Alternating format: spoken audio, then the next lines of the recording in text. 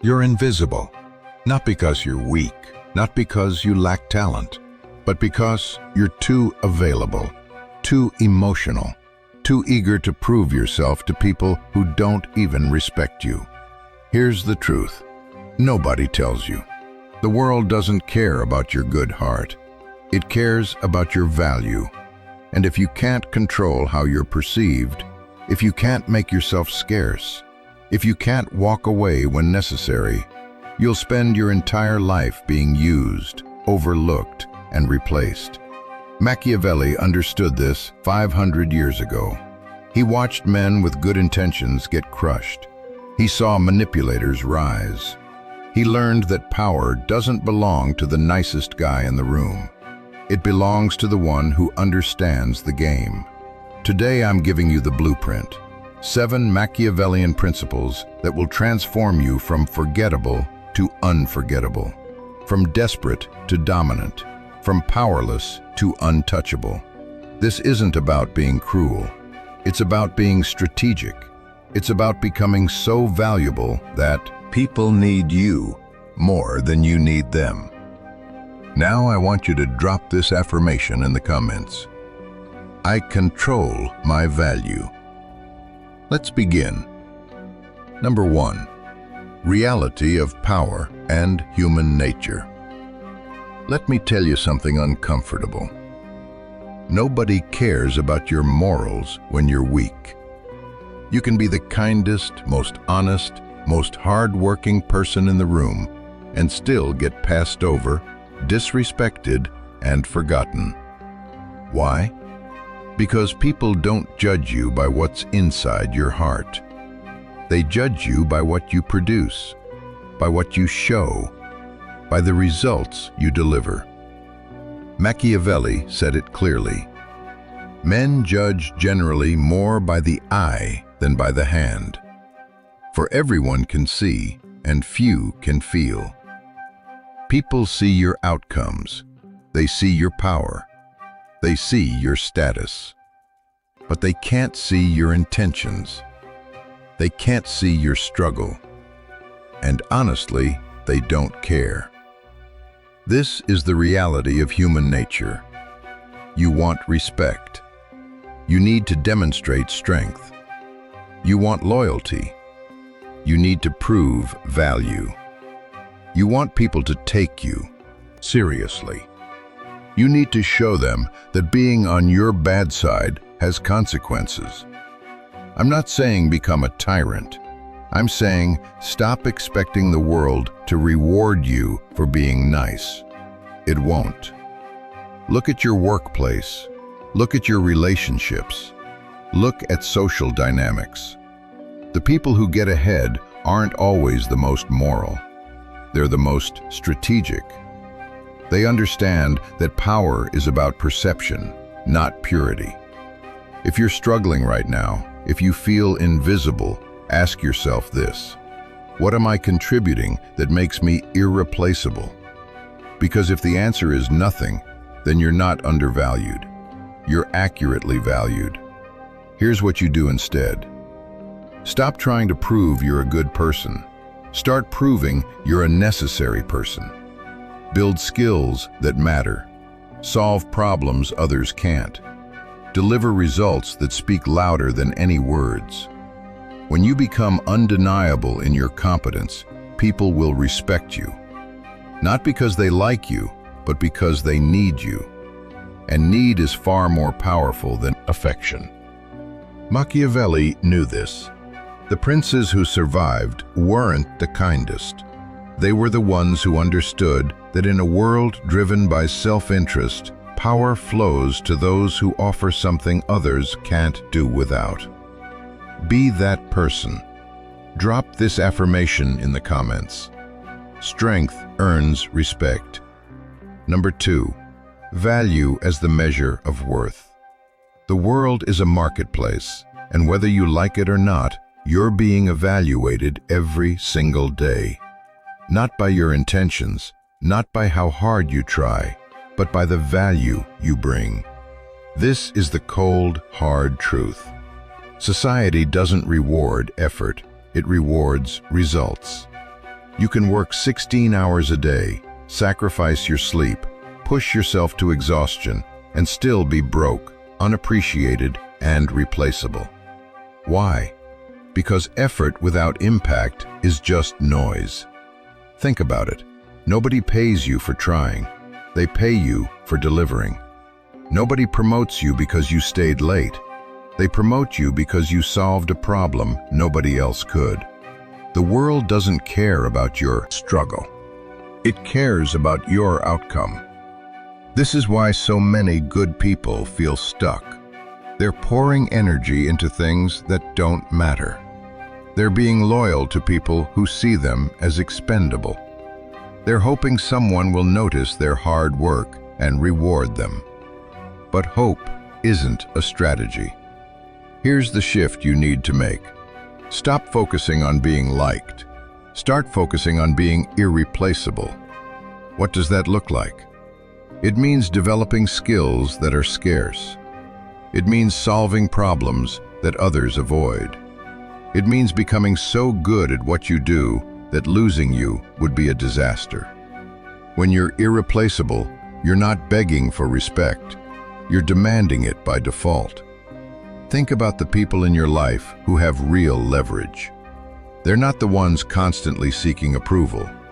They're the ones who know their worth and act like it. They don't chase, they attract. They don't beg, they choose. They don't prove their value, they demonstrate it and let others come to the obvious. Conclusion. This is the difference between being common and being critical. If someone can replace you tomorrow and barely notice the difference, you're common. But if removing you from the equation creates a problem they can't easily solve, you're critical. And critical people have power.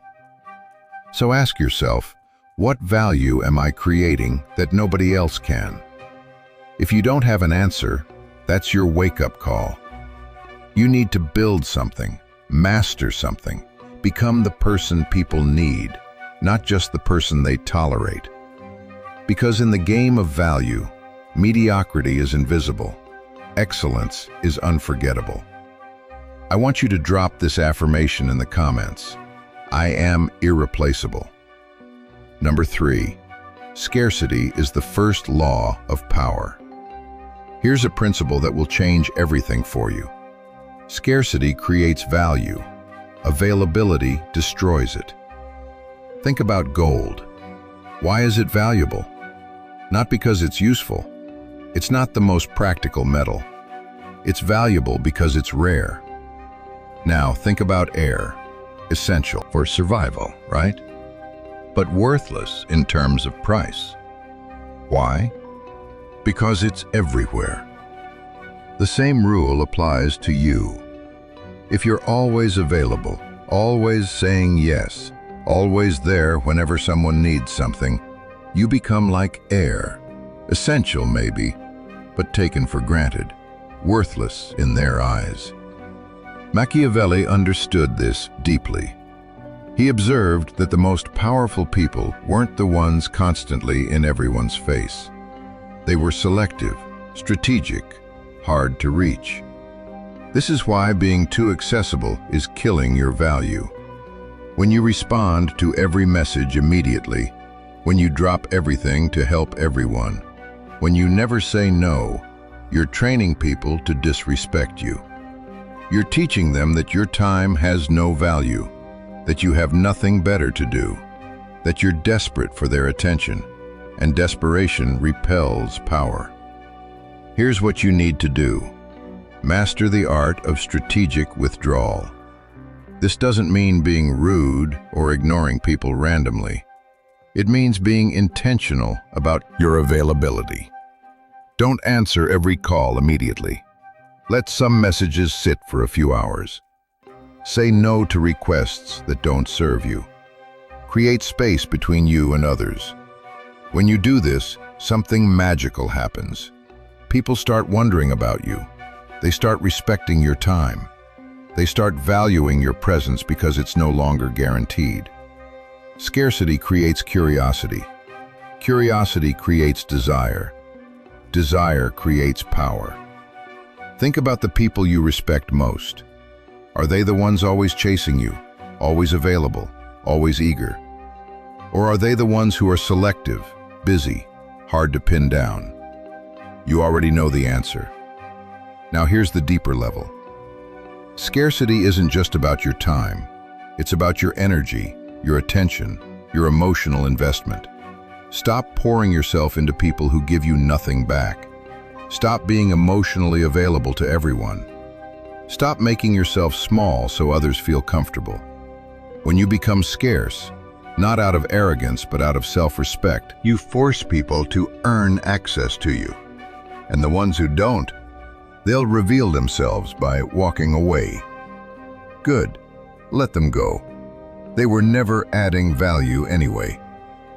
The people who stay, who respect your boundaries, who value your time, those are the ones worth keeping. Remember this. You teach people how to treat you by what you tolerate. If you tolerate disrespect, you'll get more of it. If you tolerate being taken for granted, that's exactly what will happen. But when you pull back, when you become selective, when you operate from a place of abundance instead of scarcity, you flip the script. Suddenly, they're chasing you. Number 4, competence over charisma. They think charisma is power. They think if they're charming enough, funny enough, likable enough, they'll get ahead. And sure, charisma helps in the short term. It opens doors. It makes people like you. But here's the problem. Charisma fades. Competence compounds. The guy who gets by on charm alone, he peaks early. Once people realize he's all talk and no results, the magic disappears. He becomes a joke. But the person who builds real skills, who masters their craft, who delivers results consistently, that person becomes untouchable. Machiavelli valued competence above all. He knew that in the long game, results matter more than personalities. Think about it.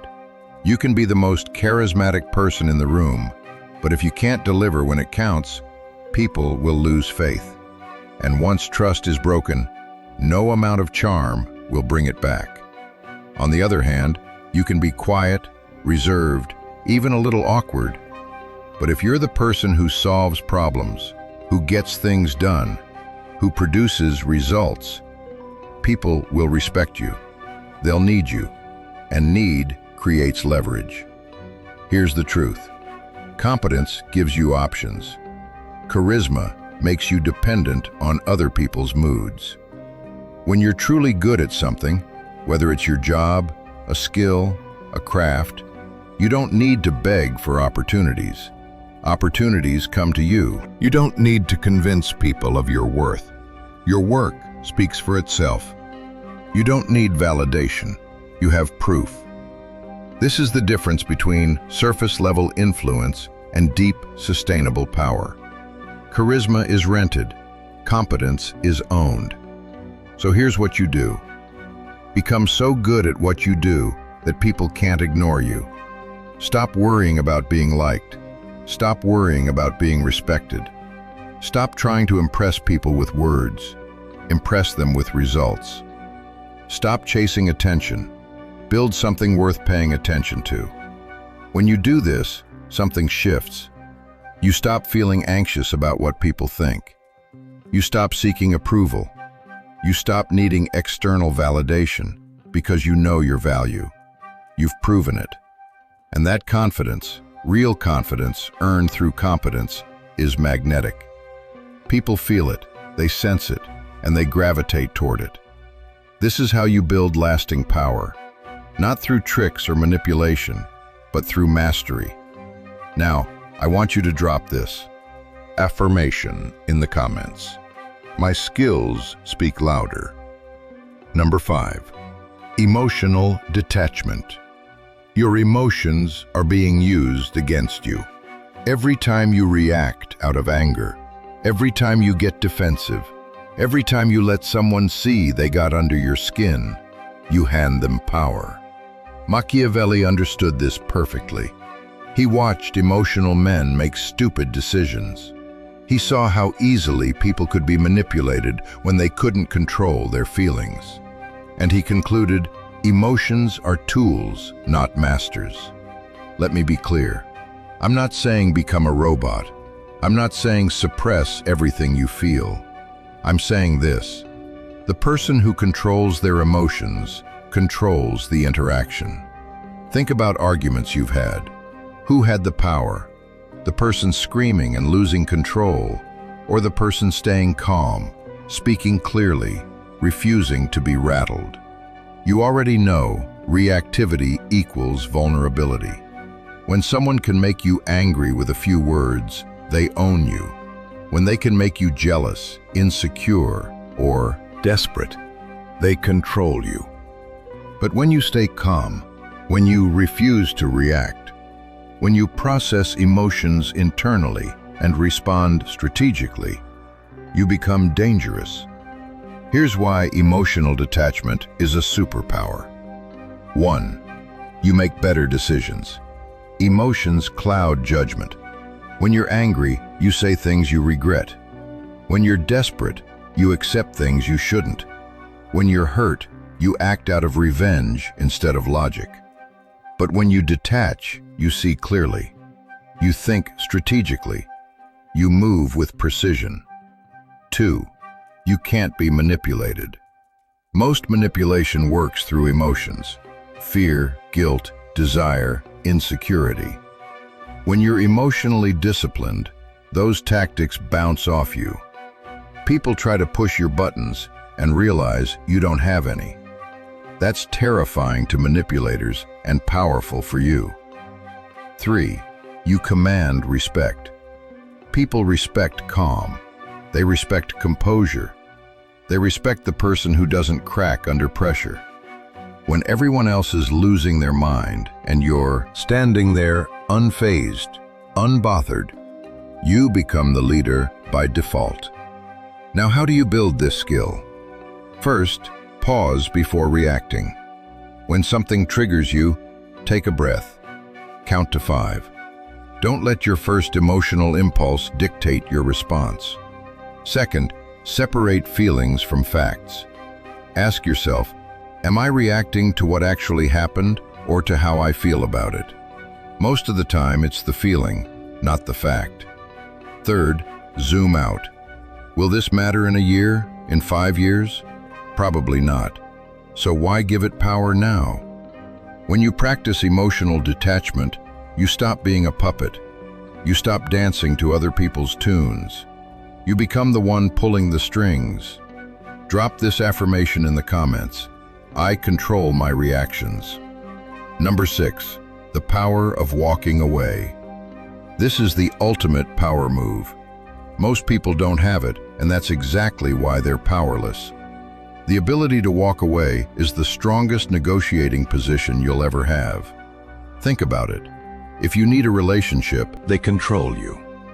If you need a job, they control you. If you need someone's approval, they control you. But the moment you're willing to walk away, the moment you have options, the moment you're okay with losing what you have, you take back control. Machiavelli knew this. He observed that the most powerful princes weren't the ones clinging to alliances. They were the ones willing to break them when necessary. Because dependency is weakness, options are freedom. Here's the hard truth most people avoid. If you can't walk away, you're not in a partnership. You're in a prison. This applies to everything. Relationships where you're scared to speak up because they might leave. Prison jobs where you tolerate disrespect because you can't afford to quit. Prison friendships where you give everything and get nothing back, but you stay anyway. Prison.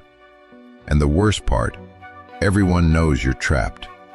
They can feel it and they'll use it. But when you develop the ability to walk away, not out of anger, not out of ego, but out of self-respect, everything changes.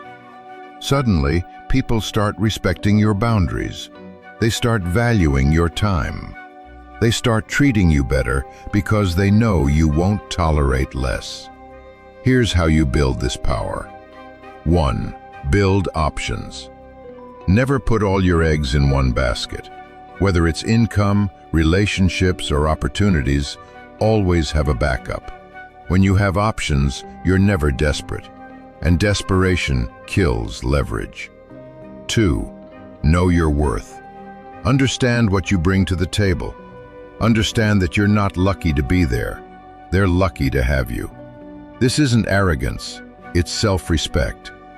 3. Be willing to lose. This is the hardest part. You have to genuinely be okay with walking away and losing what you have. Because if you're bluffing, they'll call it. But if you're serious, they'll feel it. And when they feel it, they'll adjust. I've seen this play out 1,000 times. The person who's willing to walk away almost never has to. Why? Because people respect strength. They respect boundaries. They respect someone who values themselves enough to leave a bad situation. Walking away isn't about being cold. It's about having standards. It's about refusing to settle, refusing to be disrespected, refusing to stay where you're not valued. And when you do that, you attract better. You attract people who match your standards. You attract situations that honor your worth. Remember, you're not walking away from them. You're walking toward yourself. I want you to drop this affirmation in the comments. I walk toward better. Number 7, reputation as currency. Your reputation is working for you or against you every single day, even when you're not in the room. Machiavelli said, "The lion cannot protect himself from traps, and the fox cannot defend himself from wolves." One must therefore be a fox to recognize traps, and a lion to frighten wolves. You need strategy and strength, and both are built on reputation. Your reputation is the story people tell about you when you're not there. It's what opens doors before you knock. It's what closes opportunities before you even know they existed. It's the invisible force that determines how people treat you, trust you, and value you. And here's the kicker. Once your reputation is damaged, it's almost impossible to fully repair. You can spend years building trust and lose it in one moment of poor judgment, one lie, one betrayal, one moment of weakness. Captured at the wrong time. That's why reputation must be guarded like gold. Here's how you build and protect a powerful reputation. 1. Consistency over intensity. Don't be the person who's amazing one day and terrible the next. Be reliable, be steady. People trust patterns, not promises. 2. Deliver on your word. If you say you'll do something, do it every time. No excuses. This builds a reputation for reliability, and reliability is rare. Rare equals valuable. 3. Control the narrative. Don't let other people define you. Own your story. Correct false information. Defend your name when necessary. Silence isn't always strength. Sometimes it's surrender. 4. Associate strategically. Your reputation is influenced by the company you keep. If you surround yourself with losers, liars, and chaos, people will assume you're the same. But if you align with high-value, respected people, you inherit credibility. 5. Never compromise your integrity for short-term gain. The quickest way to destroy your reputation is to sell out your principles when things get hard. People remember, and once they see you're willing to compromise, they'll never fully trust you again. Your reputation isn't just about being liked, it's about being respected. It's about being known for something that matters. Are you known for results, for honesty, for competence, for keeping your word? Or are you known for excuses, drama, and unfulfilled promises. The choice is yours. But once the reputation is set, changing, it is an uphill battle. Build it right the first time. So here's where we are. You now have the blueprint. 7 principles that separate the powerless from the powerful. This isn't theory. This is how the game actually works. And now you have a choice. You can go back to being the nice guy who finishes last. The one who gives everything and gets nothing. The one who's always available, always accommodating, always overlooked. Or you can step into power. You can become the man who controls his value, who moves strategically, who can't be manipulated, who walks away when necessary, who builds a reputation so strong that opportunities chase him. The world doesn't reward good intentions. It rewards power. And power isn't about being loud. It's about being smart, strategic, self-controlled. Machiavelli gave us the manual 500 years ago. Most people ignored it. They wanted to believe the world was fair, that kindness wins, that hard work is enough. But you're not most people. You're here because you want the truth.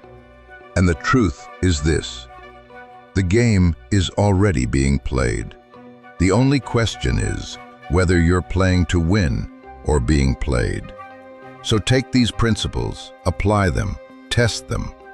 Watch how people's behavior toward you shifts when you stop being desperate and start being selective. Watch how respect shows up when you master your emotions. Watch how power flows to you when you become irreplaceable. This is your transformation. Own it. And if this video gave you clarity, if it woke something up in you, hit that like button. Share this with someone who needs to hear it. And subscribe to Mind Cipher, because we're just getting started. Drop your favorite affirmation from today in the comments. Let me see who's really ready to level up. You're not here by accident. You're here because you're done being average. Now go prove it.